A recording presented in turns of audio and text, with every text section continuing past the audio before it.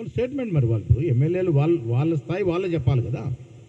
Speaker జడ్జిగా వారి వాదనలు వింటా ఉన్నాడు, వారి వాదనలు ఇస్తారు, అదే ప్రామాణికం కదా.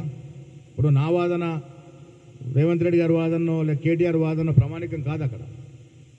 The issues between speaker and MLAs.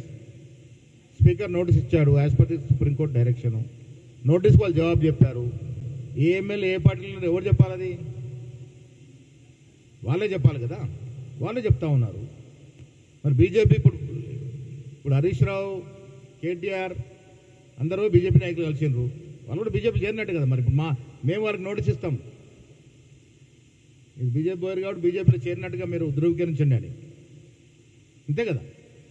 వాళ్ళ పార్టీ వారి మనుషులు పోయి హరీష్ రావు, కేటీఆర్ పోయి భాజపా అమిత్ షాని నడ్డాని కలిసి వస్తూ ఉంటే వాళ్ళు బీజేపీలో చేరినట్టుగా మేము ధృవీకరిస్తాం. మరి ఇప్పుడు ముఖ్యమంత్రి కలవడం అంటే ముఖ్యమంత్రి అందరూ కలుస్తూ ఉన్నారు, బీజేపీ ఎమ్మెల్యేలు కలవలేదా? పాయల్ శంకర్ కలిశాడు, హరీష్ కలిశాడు, సిపిఐ ఎమ్మెల్సీలు కలుస్తూ ఉన్నారు, సిపిఐ ఎమ్మెల్సీ కలుస్తూ ఉన్నారు, వేరే రాష్ట్రాలకు వచ్చి సమస్యల మీద కలుస్తూ ఉన్నారు, ముఖ్యమంత్రి అందరూ కలుస్తారు. కండువా గురించి మాట్లాడుతున్నారు, కండువా మీద కాంగ్రెస్ పార్టీ ఎక్కడ లేదు. స్థిరంగా నాకు ఇష్టం ఉంది కాబట్టి వేసుకుంటాను, ఇక్కడెక్కడ కాంగ్రెస్ అని రాసింది లేదు. ఎమ్మెల్యేలు ఇచ్చిన వాదననే ప్రామాణికము,